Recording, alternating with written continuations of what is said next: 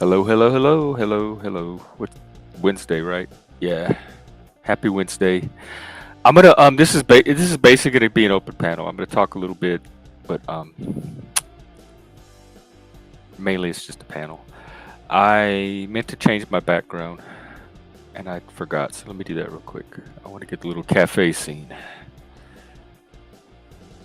That's actually from that's the Double R Diner in Twin Peaks from the TV show. And it was filmed at a cafe here outside of Seattle that I've gone to several times. In the movie, it's called the Double R Diner, and in real life, it's called Tweed's Cafe in North Bend. And it was real cool because when I came up for my visit to Seattle before I moved here, the boyfriend took me up there. He was like trying to show me all the places that would entice me to move to Seattle, and that was one of them. And we parked and got out of the car, and it was like walking around a movie set or inside of the TV show because I was such a fan of that show. And I knew that cafe inside and out. Well, why can't I find it? Hang on.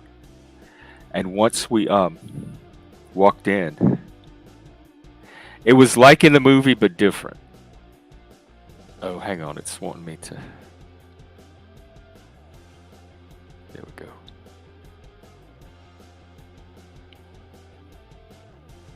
And they have a jukebox. I remember growing up, like the restaurants. We went to those little like local mom and pop type restaurants, and a lot of them would have jukeboxes.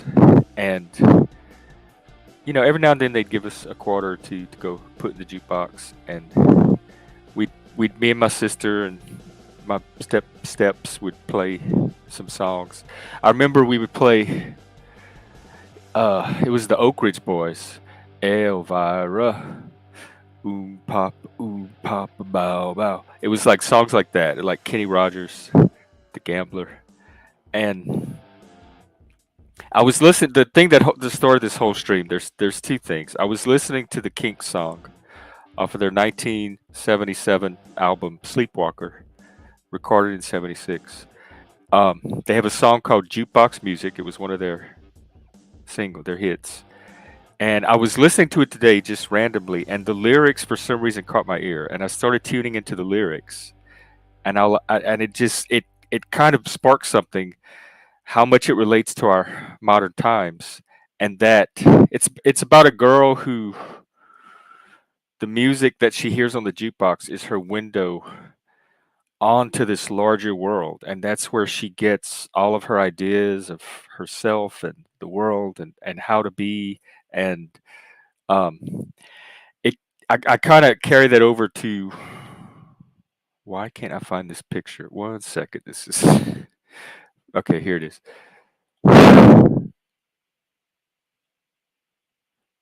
There. All right, there we go. Hey, Daniel Barry. Okay, see, I looked at comments. Let me just not do that. So, like today, it's social media. It's looking at our cell phones. It's looking at the computer. It's looking at the laptop, and it's the stuff we see on there: the tweets, the YouTube videos, the TikToks, the blog posts, the streams, the us talking to each other. Because even we spread information, and that's like the version of these jukebox records she's listening to. So I wanted to share the lyrics. And then the other thing, the other thing I got caught in this morning is a conspiracy rabbit hole about conspiracies. I started reading about conspiracies and conspiracy theories, and it's quite fascinating, actually. Um, it seems like there's actual traditions, and this is my territory. If I can bring it into my territory, I can understand it a lot better. It seems like there's actual historical traditions of different types and genres of conspiracy theories with recurring patterns of imagery and beliefs and ideas, and that's right up my alley, intellectual history. That's what I study with artistic and literary and philosophical traditions. So maybe there's a conspiracy tradition or traditions that will help illuminate what's going on with conspiracies. So I'm just going to share the lyrics to the Kinks song. If you haven't heard it, you can probably look it up on YouTube. It's a pretty cool song. classic rock. Um, it says there's a lady plays her favorite records on the jukebox every day, all day long. She plays the same old songs, and she believes the things that they say. Other ladies like to prance around and flirt and dance the whole night through, but she just sits and listens to her jukebox records because that's all she wants to do. She sings along with the saddest songs, and she believes the stories are real. She lets the music dictate the way that she feels. It's only jukebox music, only jukebox music. It's only music. It's only jukebox music. She seems to me she's in a fantasy. She's living in a world of her own. And we all agree that she's a mystery because she'd rather be all alone. Every guy will do his best to try to put that music out of her head, forget all the songs, and just dance to the music instead. It's only jukebox music. It's all because of that music that we're slowly drifting apart, but it's only there to dance to, so you shouldn't take it to heart. It's only music, only jukebox music. Isn't that nice? Um, that's how we should take this stuff. All these little breadcrumbs and cherries, whatever we think we see on social media, we're looking through. We have reality happening way out there, the actual thing with the people around it, and then there's people, journalists, sometimes investigators, if it's a criminal event or something, and then we have distance, and we have us behind this little piece of glass in our bedrooms that some of us never even leave, and somehow we put this elaborate reality together that we're just convinced, absolutely convinced of. With that, we're confident in our ability to do that with that much removed from the actual situation and with a fraction of a fraction of a fraction of the facts. So I want to kind of explore that today. And I'm going strictly off of Wikipedia. The first article is conspiracy theory itself. So I'm just going to read a little bit. It says a conspiracy theory is an explanation for an event or situation that asserts the existence of a conspiracy by powerful and sinister groups. So we have groups that are powerful, they have the power to pull off the conspiracy, and it's sinister. It's for less than benign motives, it's for malevolent or nefarious reasons that are anti-social for the rest of us. It says often political in motivation. When other explanations are more probable, this is another thing. Like somebody can offer them a more probable explanation that's more likely, but they will still prefer to go with the conspiracy version. The term generally has a negative connotation, implying that the appeal of a conspiracy theory is based in prejudice, emotional conviction, or insufficient evidence. I do think it's based on insufficient evidence. There's a thing called confirmation bias. I think that's more what's at work here than anything else. It's the tendency to see in new facts what you're already motivated to look for based on how you've arranged the previous facts. Um, a conspiracy theory is distinct from a conspiracy. Conspiracies are actual things. Like we saw that Congressman Bob Menendez that took that money from Egypt and Qatar, um, presumably in return. I don't. They probably just don't give gold bars for nothing. So there was probably I didn't read the thing, but something like that could be a conspiracy. But a conspiracy theory is different. It refers to a hypothesized. So it's posited. It's put forward as though it were true or might be true or could be true, with specific characteristics, including but not limited to opposition to the mainstream consensus among those who are qualified to evaluate its accuracy, such as scientists and historians. So, whatever the situation is, and this is a feature of it that I've noticed, whatever the situation is, they have this body of experts that have trained their entire lifetimes to study this. They have more information, more puzzle pieces, they have more expertise and how to use those pieces and the historical perspective on how they were used in the past. So they have way more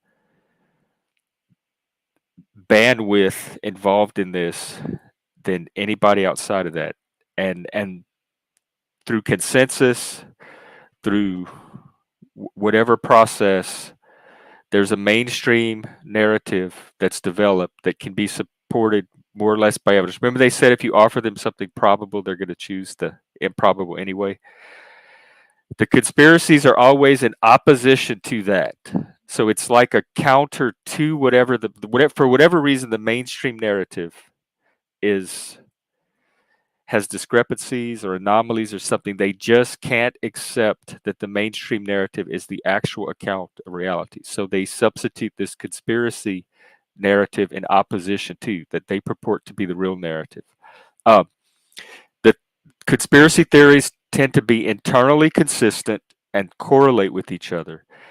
They are generally designed to resist falsification, either by evidence against them or lack of evidence for them. And that's important in science because you have to be able to falsify a hypothesis and show that it's not true, that you can rule it out. And you have to be able to test it.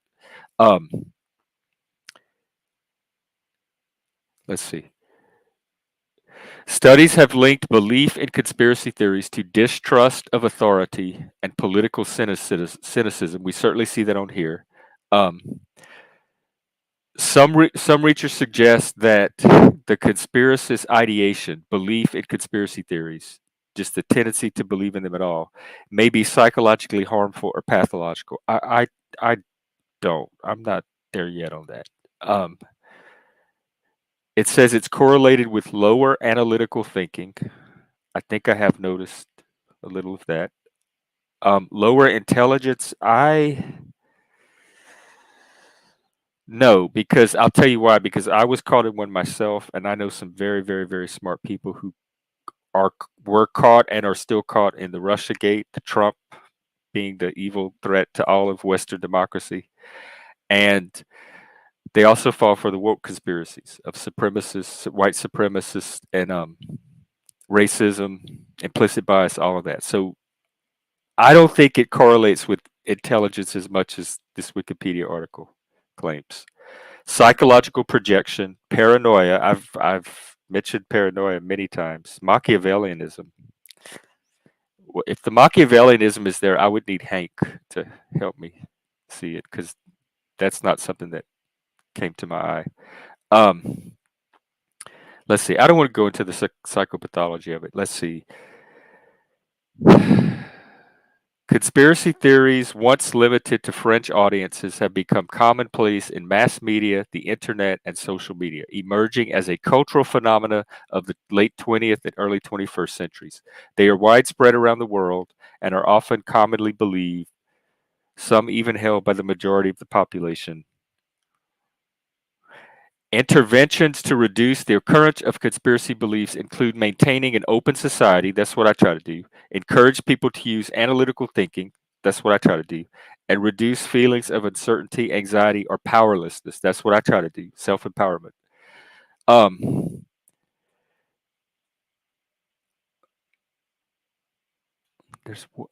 Let's see, there was one more. Okay. Then there's this specific conspiracy theory that's going around, and I think that a lot of the ones I'm hearing on the Panelverse, it sounds like this is the meta conspiracy that it's tied into, and it's the New World Order conspiracy theory. That's the Wikipedia article I'm on now. New World Order. It's a term used in several conspiracy theories which hypothesize a secretly emerging totalitarian world government. The common theme in conspiracy theories about a new world order is that a secretive power elite with a globalist agenda is conspiring to eventually achieve world domination and rule the world through an authoritarian one world government, which will replace sovereign nation states and an all-encompassing propaganda whose ideology hails the establishment of the new world order as the culmination of history's progress.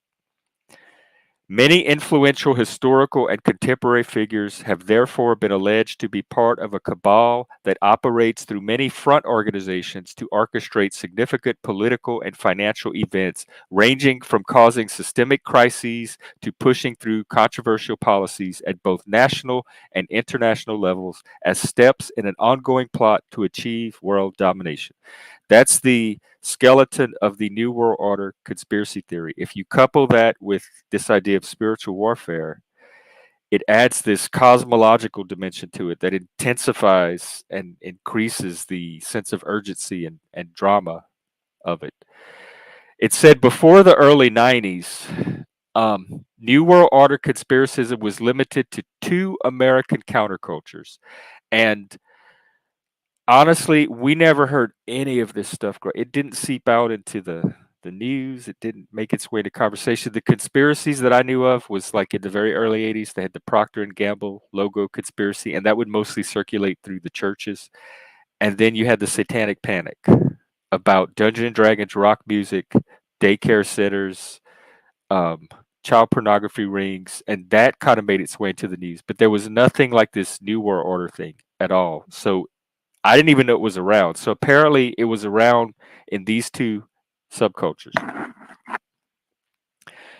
Primarily the militantly anti-government right. I might know a few of those people. I might know a lot of those people. And secondarily, the part of fundamentalist Christianity concerned with the eschatological end time emergence of the Antichrist. This is the rapture crowd, the end times, the end of the world. Academics who study conspiracy theories and religious extremism observe that right-wing populist conspiracy theories about a new world order not only had been embraced by many seekers of what they call stigmatized knowledge, but also had seeped into people actively into popular culture, fueling a surge of interest and participation in survivalism, paramilitarism, as many people actively prepare for apocalyptic and millenarian scenarios. This is the bunker in the woods, the go off and live off the land, the drop out of society. It's making these articles are helping me make sense of what I'm seeing on the streams. I didn't realize the historical roots of them and how long they've been around and what they stem from. And once I realized that I can actually trace that, that gives me a path to try, like, A, understanding them better, and B, understanding the different groups that are mingling in the panelverse and kind of their intellectual historical background. Um,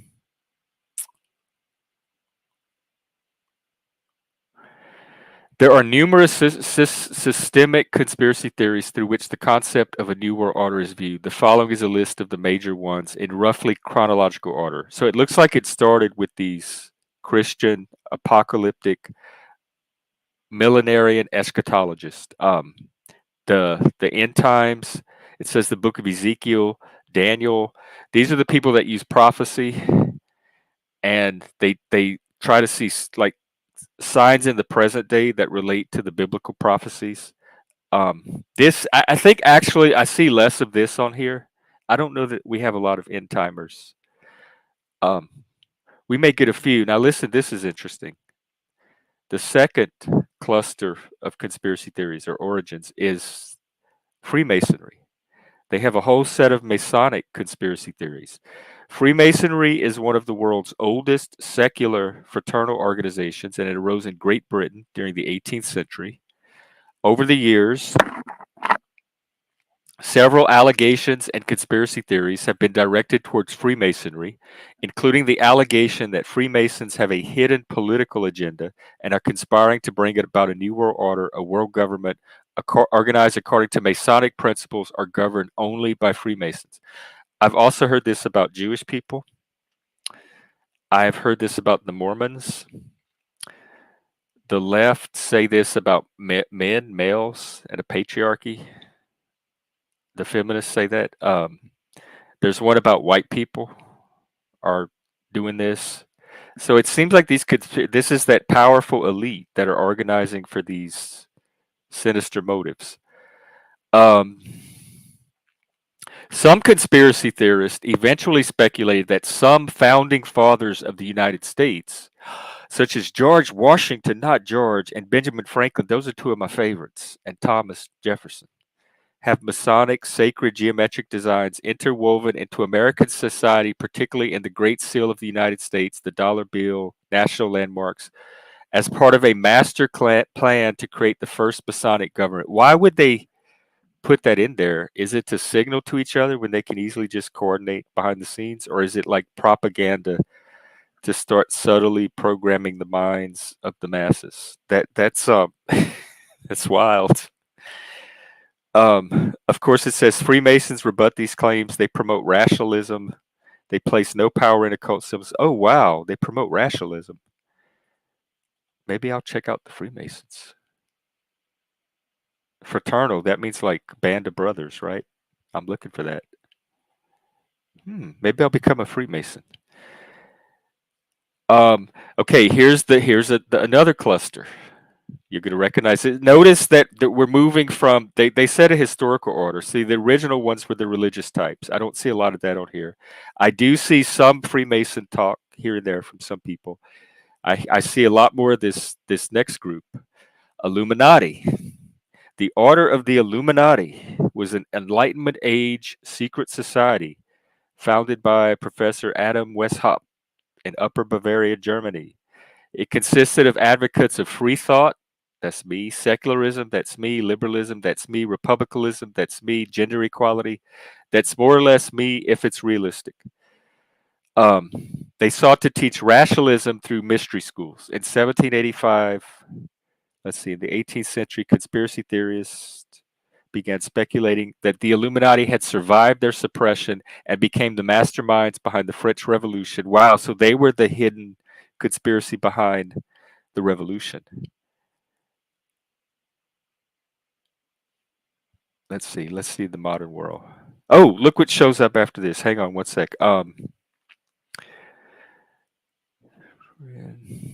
anyway, the point is there is an Illuminati conspiracy and based around more of like my values. So I guess if I was a conspiracist, if this was like a role playing game and these were your character classes that you got to choose, I'd probably choose to be an Illuminati. That's the conspiracy. If I had to be a secret group running the world, I would want it to be based on secular humanism, rationalism, liberalism, etc., etc. The next one, again, this is going to sound very familiar. They're sounding more and more familiar as we go, actually. The Protocols of the Elders of Zion. I'm not going to spend a lot of time on this one, but here's yours. The Jays are running the world, conspiracy theory. Then you have something called Round Table, which I have not heard of. Rhodes Scholarship. The John Birch Society were the first to combine and spread, and this was in the 60s, a business nationalist critique of corporate internationalist network through think tanks such as Council on Foreign Relations, with a grand conspiracy theory casting them as front organizations for the round table of the Anglo-American establishment. So is this a conspiracy theory to extend British rule? So there's one that thinks that the British are trying to be that dominant group and establish British dominance through these conspiracies. There's something called the Open Conspiracy, H.G. Wells.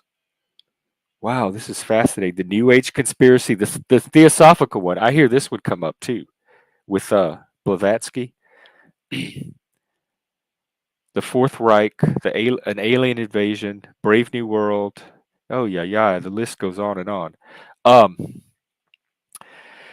There's an article on conspiracy theories in United States politics. I'm going to reference that one now. It says conspiracy theories in United States politics are beliefs that a major political situation, can you think of a few, is the result of secretive collusion by powerful people striving to harm a rival group or undermine society in general. Such theories draw from actual conspiracies in which individuals work together covertly in order to unravel a larger system. Often the struggle between a real conspiracy theory and a misconception of one leads to conflict, polarization in elections, distrust in government, and racial and political divisions. Oh my God, we have the woke literally dividing people on the left. We looked at it yesterday. It's the first stage of genocide. It's classification. When you start putting people into distinct groups and pitting them against each other. Um, and now we have the right doing it with conspiracy theories. Many political conspiracies begin and spread from politically charged circumstances, individuals' partisan affiliations, and online platforms that form echo chambers with like minded individuals. I hope I'm not in one of those. Belief in American political conspiracy theories applies to all parties, ideologies, races, ethnicities, socioeconomic levels, and genders. So let's just admit once and for all, from the start, everybody's doing it. I was caught in one. Every single American or group of Americans or subgroup can and does participate in these conspiracy theories. So none of this is pointing fingers at any one particular group. It says they often arise during new political or social circumstances in which one group of people feels threatened by another group that is politically, religiously, ethnically, racially, or economically different from them. And then when that group gains power, it can create this fear, and that's what happened with Donald Trump in 2016 when he gained power. That fear was so intense that I think that's when this Russia threat to democracy, end of Western civilization. In my version of it, it was they were also cooperating with transnational organized crime as well. So it was the organized crime groups that were ultimately that dominant group that was going to take control of that totalitarian group. And that was scary. Can you imagine if the crooks, every bad guy, every sociopath, every person that we removed from society for being dangerous and put away suddenly all got together and coordinated and took over the whole planet? Do you know how scary that was, thinking that that was true? And every second, any little thing you saw on Twitter made you think we were moving one step closer to that. It was like every day you were like, it was like an action movie. You were like holding your breath every day throughout the day while you looked at Twitter. Are they going to be successful? Is the world as we know it going to end at any second if these people get power? It was scary. So this fear, class structures, and lack of trust in government is likely to influence belief in conspiracy theories, and this sense of wealth inequality and big business and corporations not working for the people, which actually is the one thing or one of the few things that all the political factions in the United States agree on. And there's multiple ones. There's progressives, there's different types of liberals, there's different types of conservatives. So we really have 9 or so actual factions. It's not just left or right.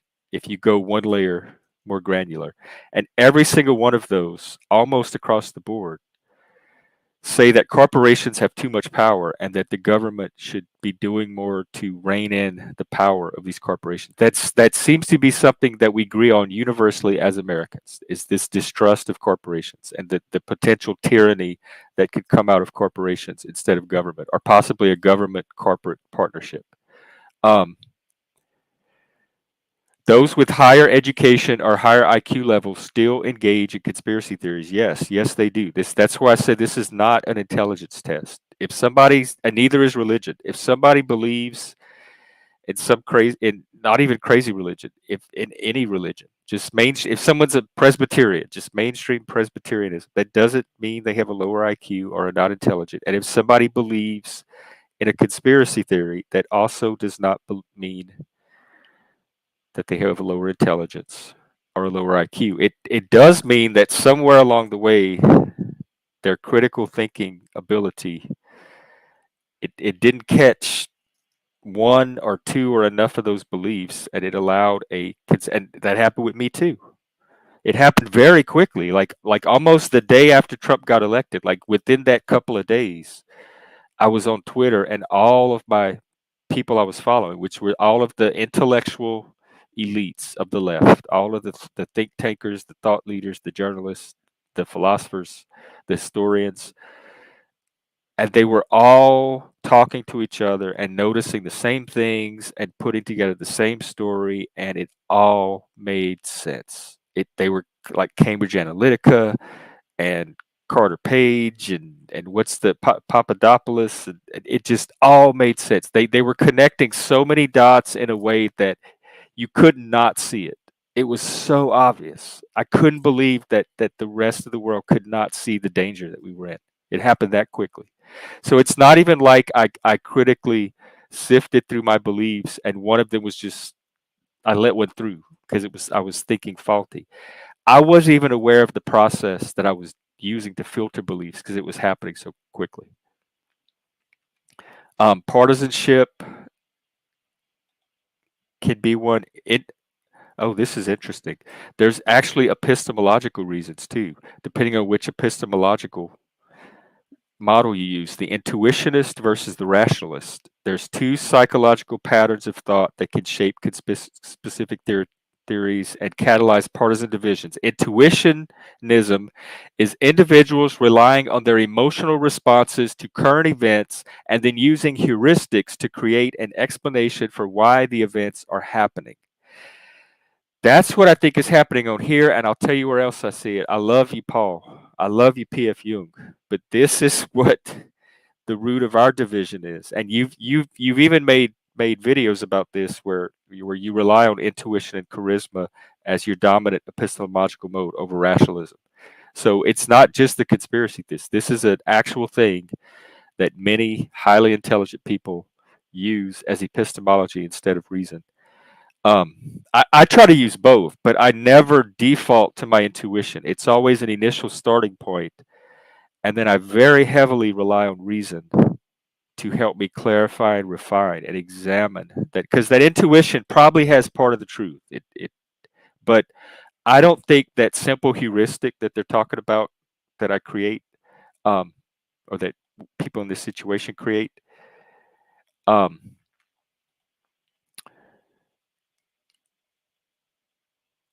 I don't fully rely on that. I might throw one together real quick as a starting point, but that's all it is. I have a very detective mind. I love the detective genre. It's my favorite genre. It's my favorite growing up, the mystery books and then all the mystery series on TV, etc. There's a dead body. There's an initial quick like intuition of how it might have happened, so they have a starting point to investigate from, but you know that's never going to be, they don't give you the solution right at the beginning, so that's never going to be the actual reality. So but it's a starting point, and so they follow some false leads and they backtrack and go back and they have the murder board where they lay out all the possibilities, so no, it's all in flux, there's no closure. And then eventually, after following enough evidence, they have flashes of insight, epiphanies. That's a point where intuition could perhaps come in and drive the conclusion. And that happens in science too, in art. And then eventually it narrows to the one theory that was actually correspondent to the reality of what happened. And so when I see events, I'm in that initial, okay, let's get at least a starting point that makes sense mode and then examine and explore and follow evidence from there and think critically. And so the only reason I might do that initial heuristic is to get that starting point. But I never get locked into, oh my God, I know what's going on. My intuition is right. This has got to be this like with Russia. I think that's the one time that I did it and I didn't know I was doing it, but I really wasn't thinking in that moment. I was reacting to the experience of having Trump get elected and having the Republicans gain all three branches of government. And I was taking in and thinking about this narrative that I was seeing develop on Twitter. So I wasn't myself actually trying to say what are the facts, what makes sense. I was letting other people do that process for me. And then I was going off of how much sense it seemed like it made when I heard it from them. And so I think that left me vulnerable to relying on that intuitionism more than I probably should have, and not bringing in as much of that rationalism as I normally typically do. So I think the emotional reaction to Trump's election was so great that it short circuited or somehow inhibited that process. Interesting. Um, Echo chambers. Conspiracy theories have evolved with media. YouTube, Facebook, Instagram, YouTube, Twitter, Pinterest, and YouTube, and other social media sites use algorithms to bring up posts, videos, and news that correlate with past searches and interests. So the more you go in the hole, the more the algorithm feeds you stuff to bring you further into the hole. One example of echo chambers is Alex Jones. I say that all the time. Every time I hear these theories, I say that sounds like something from Alex Jones. Um,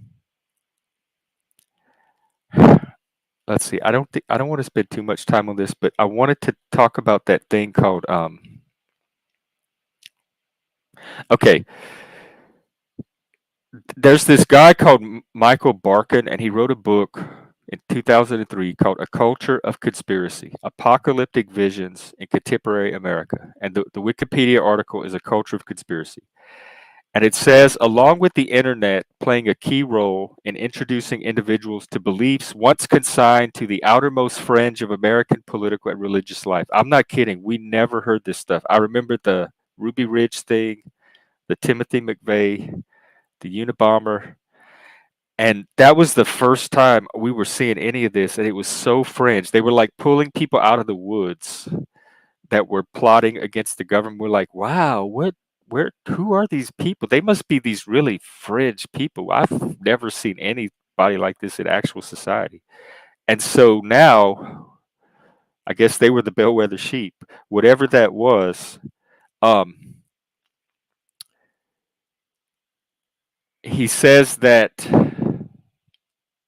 let's see, along with the internet playing a key role of introducing individuals to beliefs, there's two phenomena, he said, in contemporary America. Now, keep in mind, this was 2003, that are converging to create this conspiracism.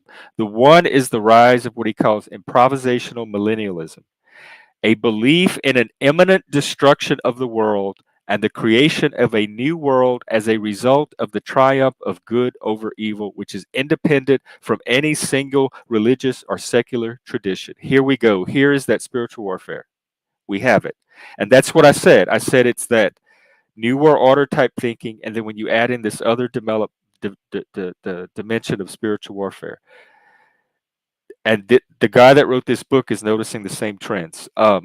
So one of it is this religious spiritual war, and good is about to triumph over evil, and the world as we know it is about to be replaced by the world of the good. The other one is the popularity of what he calls stigmatized knowledge. These are claims to the truth that the claimants regard as verified despite the marginalization of those claims by the authoritative institutions that conventionally distinguish between knowledge and error. So, science, academia, logic,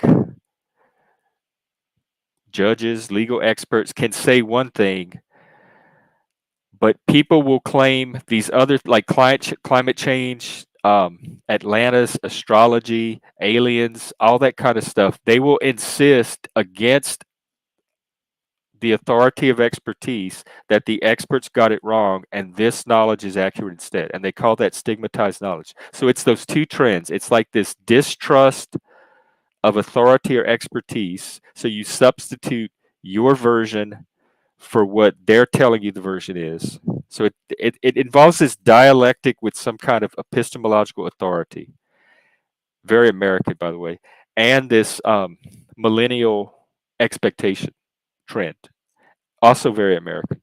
And so, yeah, this is just America doing its thing. These are deeply rooted American traditions that are now playing out in the medium of the internet and getting amplified because that's what social media does.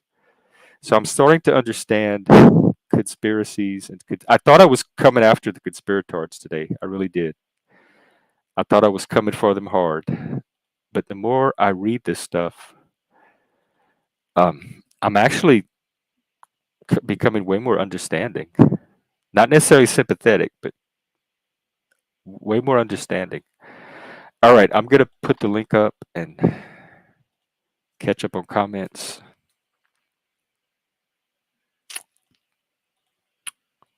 and maybe read about Freemasonry. I'm interested now. Do they have any Freemasons where I am? I need to look them up. Are there any Freemasons out there? Would they let somebody like me join? And how do I do that? I've been looking for a men's group.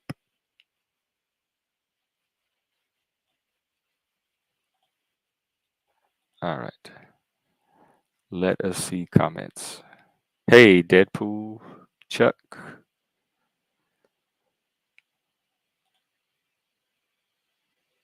Wait, what?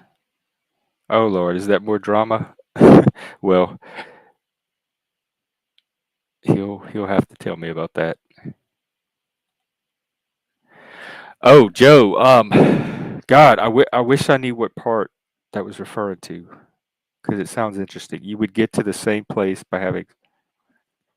Oh, are you talking about like conspiracy thinking? Like religion is a form of it?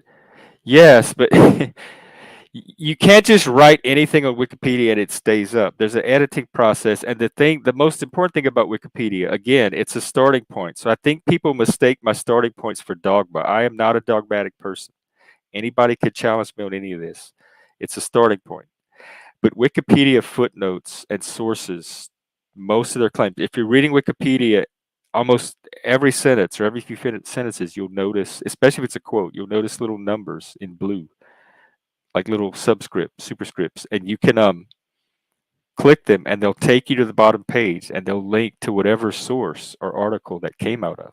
So you don't just have Wikipedia; it's like a hypertext that links you to many sources related to that article. And you can evaluate the sources yourself and decides which ones you find credible or not. You can look at multiple sources. Let's see. Again, I'm not. You talking about the guy that wrote that book? And they did distinguish between conspiracies, which are real, like legal conspiracy. That's an actual thing. It's a legal term, and they do exist, and people get prosecuted for it, etc. And conspiracy theory, which is more this idea that there's this powerful elite at the top that's controlled. That's different from like some businessmen conspiring to embezzle out of a company or something. You read the protocols.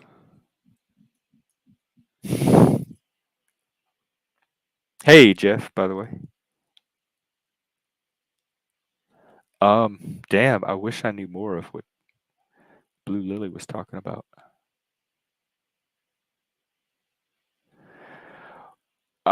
As an adult, I would like the freedom to determine myself who I can and can't trust.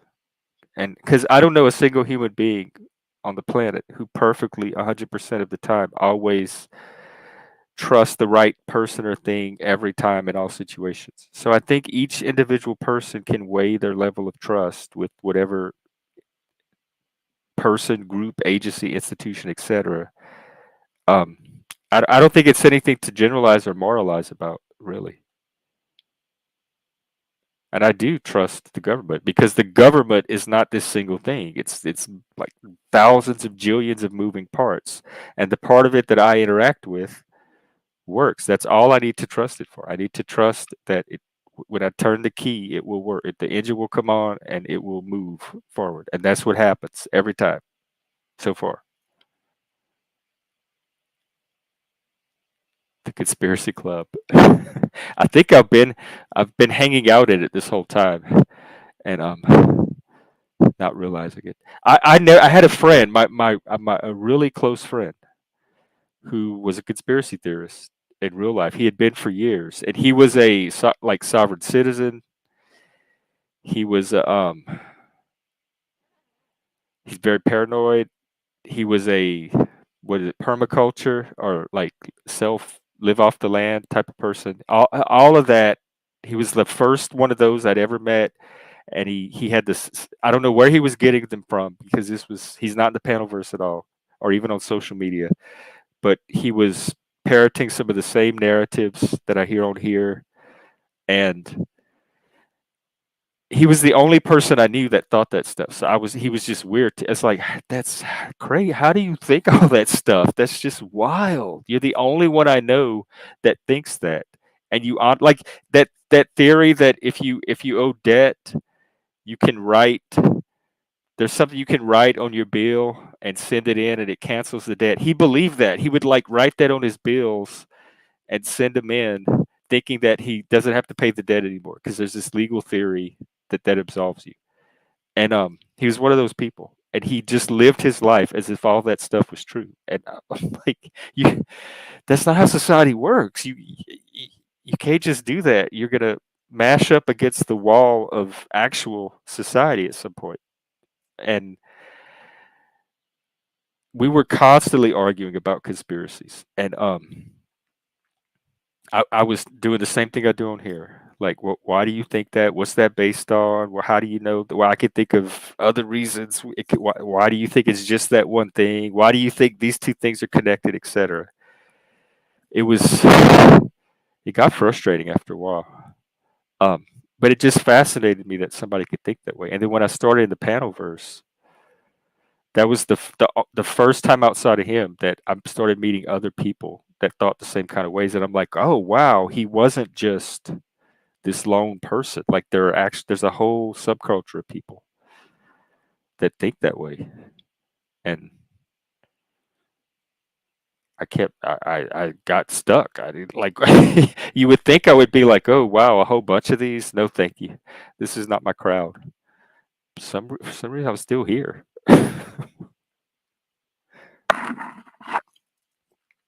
Hey, Mossad.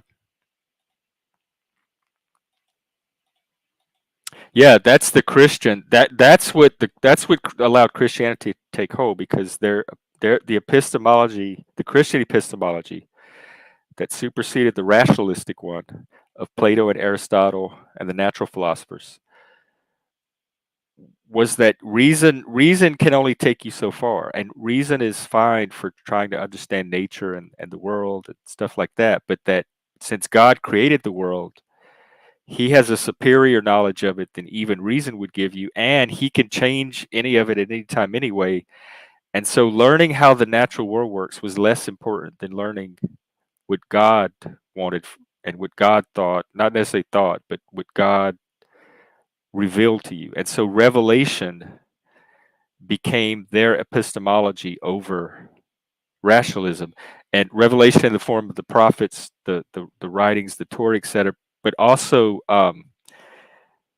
it was scripture. So instead of using reason to observe and understand physical reality got it was more the Platonic model where the transcendent takes priority over the physical, and the physical is just a pale shadow or reflection of the true transcendent reality. So why would you want to focus on that when you could focus on the transcendent? And so getting to know God and understanding God was the path to the highest form of knowledge that there was. The form of knowledge that the philosopher offers was not the ultimate form of knowledge. And so they um, supplanted it with this revelatory type of epistemology. And the revelations could be through scripture, through reading the book and getting to know that, also through the teachings of the church that was organizing at the time, and then also through prayer, through your own personal cognitive journey to kind of wrestle with the material and understand it yourself. And all of those processes would bring you to this revelatory form of a higher knowledge than you can get with logic and reason critics. So that got downplayed in favor of this faith. And it was all founded on faith. You had to take the step of faith that was true. And then that faith would allow you like standing on that faith, then you could approach the scripture. You could be guided by the church. You could use prayer and your attempt to have a personal relationship with this thing that you now believe is true. The faith part is what's hard to me. That's exactly what I can't do. I can't just believe something just to believe it. I have to have my reason has to have evidence before I believe something.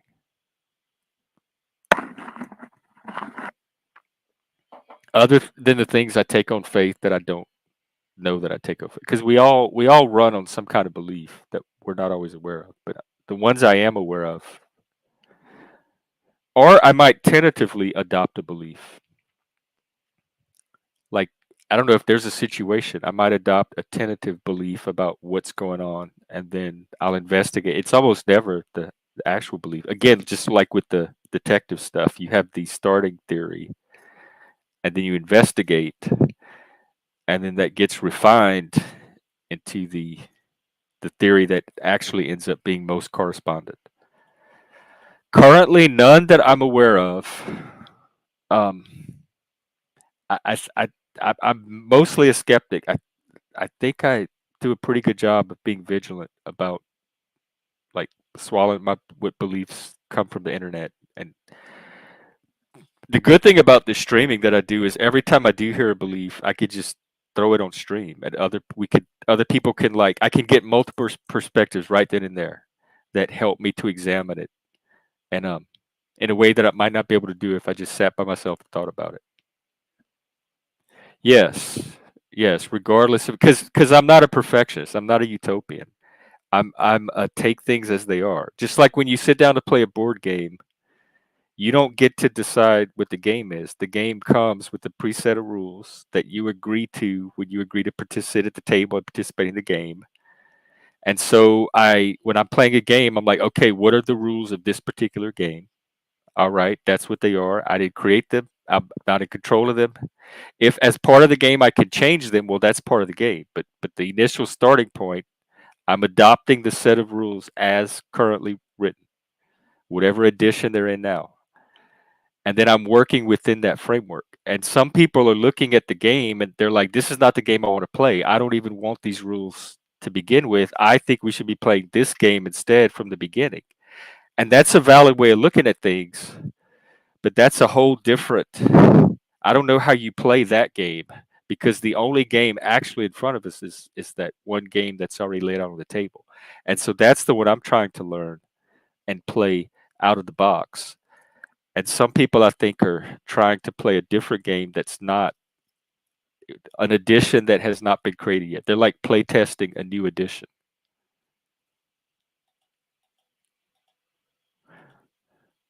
Yeah, we looked at MK Ultra the other day. I didn't say it wasn't a conspiracy. It's not MK Ultra was not this powerful elite trying to take over the world and establish a totalitarian government. That's the kind of conspiracy theories, particularly of the New World Order type, that I was focusing on, and that's the kind I hear up on here. And even I asked my friend this because he's one of these all the things that the USA did wrong, the CIA and all that stuff. And I asked him one day, I said, okay, even if they did all this, is there another country that you would want to be living in instead? And he's like, right away, split second, without even thinking, he said, nope. He said, not at all. I said, okay, so even knowing this is true, you still want to live here. There's still not another country that you want to be in that you prefer to this one. So then what's the point of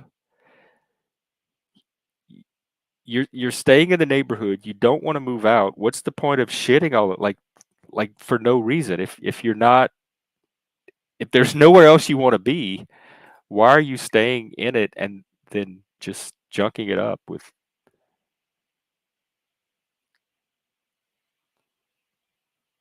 like no I take a more realistic view of people too. No person is good sweetness and light to me. Every single one of us is this savage jungle beast with a gorilla brain that we're all capable of that primitive savage stuff. If you think you're not, you're deluding yourself. You were just very well socialized, but that stuff can disintegrate and break up under the right circumstances. And I don't like. Well, actually, I do think some people are pure evil. I've met some, but leaving those cases aside, those edge cases, um, I don't think anybody's these pure 100% evil cartoon villains. I think people lie and cheat, steal, and screw each other over, and are violent and aggress against each other.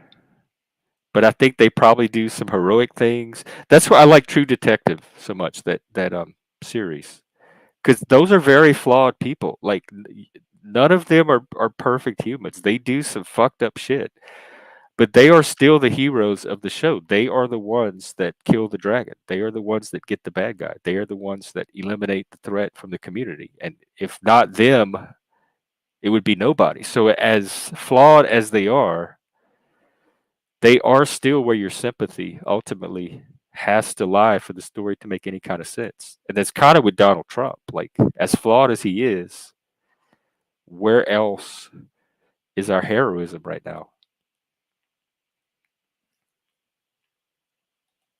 Yeah, and that could very well be true that there are groups that are trying to influence.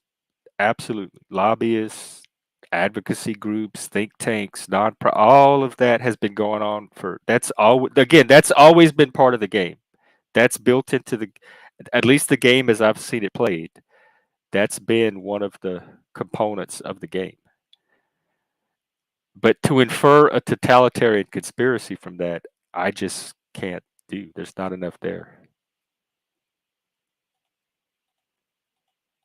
I don't believe there. We're too. Just like I don't believe the government is a monolith. I don't believe that as a planet, as a globe, we can centralize. We're too diverse.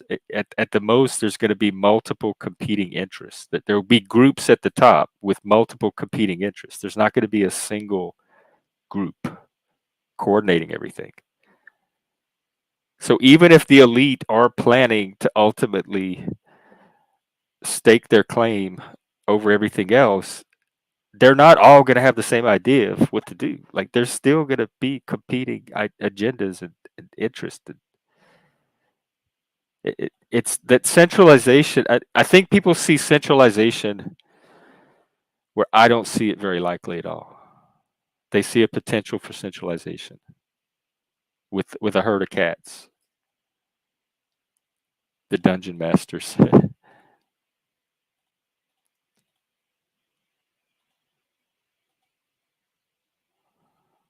Oh, I was gonna. Well, if no one's gonna come up, this is an open panel. I'm gonna look at Freemasonry. By the maybe I'm gonna try to get the AI version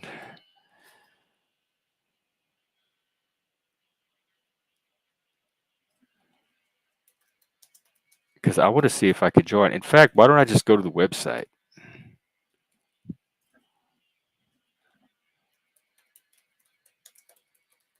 What is involved in joining these Freemasons? Greater Lodge of Washington. Does it go by state? Find a lodge. Okay. Wow, these are. First of all, they look young. Okay, wait. Let me show you. Let's analyze. This is kind of appealing, actually. Look at this. First of all, they're little. There could be some potential hot daddies. Very nicely dressed. This is definitely, but like look like some nice trad husbands. Do, I wonder if the Masons have a dating service. The Masons don't need the same last name to be brothers. Not just a man, a Mason. Yo, this is. All right. Um, I want to find their national site. To. Oh wow. Okay, I'm on the Google Maps. It's showing me all the lodges in my area. Yo, I might become a Mason. I wonder if I could. They let me wear my antlers. Can they have satanic Masons?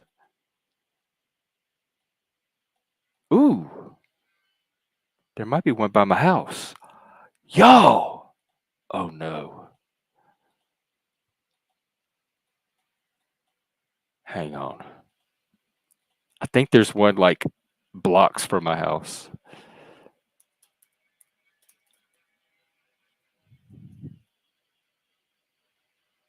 West. Oh, let's see. Wow. Wait, I don't have to wear those clothes, do I? Hang on. They look cool though. Oh no, I am not. Not this gay. I'm not wearing those little white sweaters.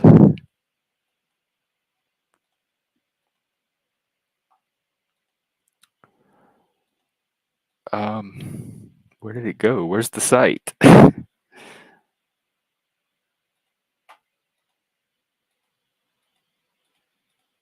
All right, here it is. About. Oh, they got a Facebook page. Let me. Wow. No, y'all don't do your websites right. You shouldn't have to. You should have it open in a pop-up. All right, let's see calendar. Ladies' Night. What is that? I thought it was a fraternal organization. Enlightenment. This is how to join. Okay, let's look at enlightenment and how to join. Searching, seeking, look no further. We have amassed a collection of readings and audiovisual recordings. Oh, okay. How to join.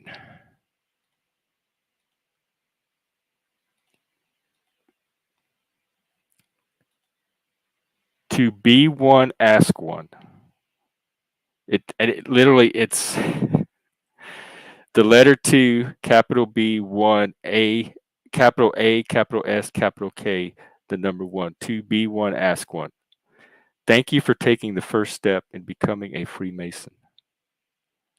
Membership is open to men age 18 and older. Oh, fuck. You have to believe in a supreme being. I thought this was the rational enlightenment one, the secular humanist one. Men of all ethnic and religious backgrounds are welcome. So I could be a Satanist. I just have to believe in a supreme being. I wonder if Satan is the supreme being if they let me in. One of Mason's traditions is that we do not solicit members. Men must seek membership on their own initiative and free will. I love that. It's already appealing to me. It says when you're ready to join, contact us. If you leave a message, somebody will contact you regarding membership, and they have a petition for membership. Oh my God, it's very detailed with a lot of fine print. I might take a look at it later and fill it out. Is a fraternity that teaches ethics and morality. We do require men who join to believe in a supreme being and the brotherhood of man. No atheist can become a Mason. But what about a non-theist?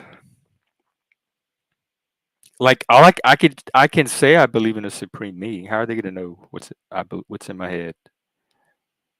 We never try to tell a man how he should conceive of God. So yeah, I can just say yes, I believe in a supreme being, and then they can't ask any questions after that.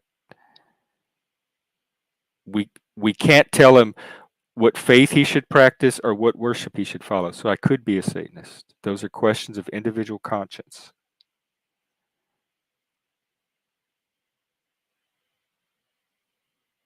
Wow. The process of becoming a Freemason. Well, who knows? Maybe I'll explore it. You don't think they accept gays? It didn't say anything. Oh, I didn't read the whole thing actually. Um,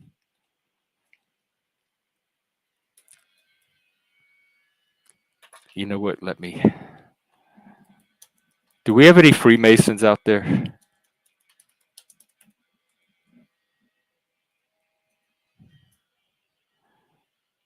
For Freemasons, is banning gays or being gay unmasonic?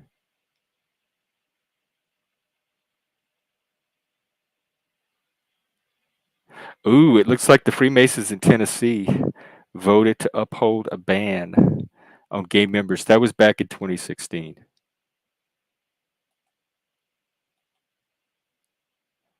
But then there's this other article about inclusivity and Freemason, how an openly gay Freemason was instilled with the power to be himself. This was written by a gay. One of the foundations of Freemasonry is inclusivity and equality. And ugly, UGLE. Oh, United Grand Lodge of England. Okay. Works hard to. Oh, this is England. They have to. I think they have laws. Um, Works hard to ensure members of all backgrounds are supported and represented, especially those that identify as gay. So they got like diversity hired into it. Can you be gay and still be a Freemason? The answer is a resounding yes. They even like celebrate pride. Freemasonry takes pride in its core values and welcomes new members no matter their race, religion, and sexual orientation. Wow. That's England, though. I don't know if it applies to the US.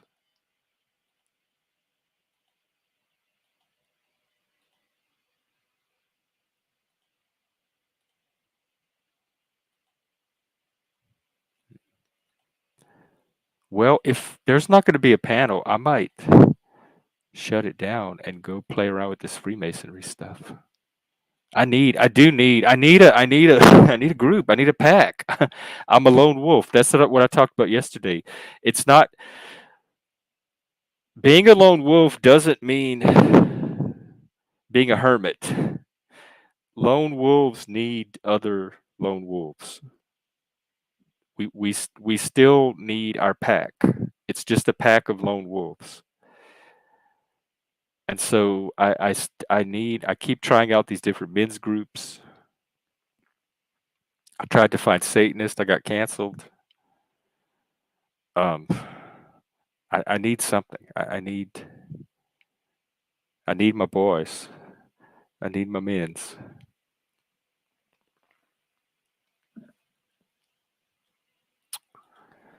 All right. I went over an hour. I think that's good for a day. I might fill out the Freemason application and see if somebody contacts me. Maybe they'll come on the show. All right. I'll check the news real quick. Oops. Haven't looked at it today, really. Uh-oh, Biden got COVID. Biden tests positive for COVID, cancel speech in Las Vegas. Wow. And they're putting J.D. Vance's wife, into the under the spotlight. So a bunch of stuff of hers coming out. Adam Schiff called on Biden to drop out. Dang. And that's just the U.S. news. Let's see what's going on in the world.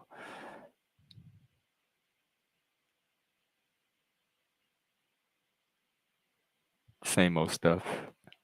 Israel.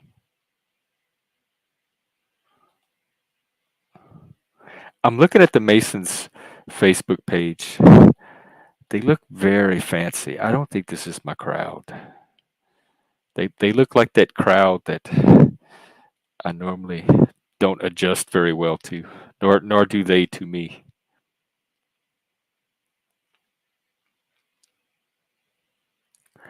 All right. Well, it was fun, guys. Let's see.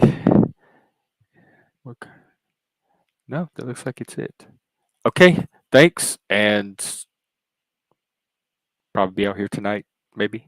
If not, I'll be around tomorrow. So see you all then. All right. Take care.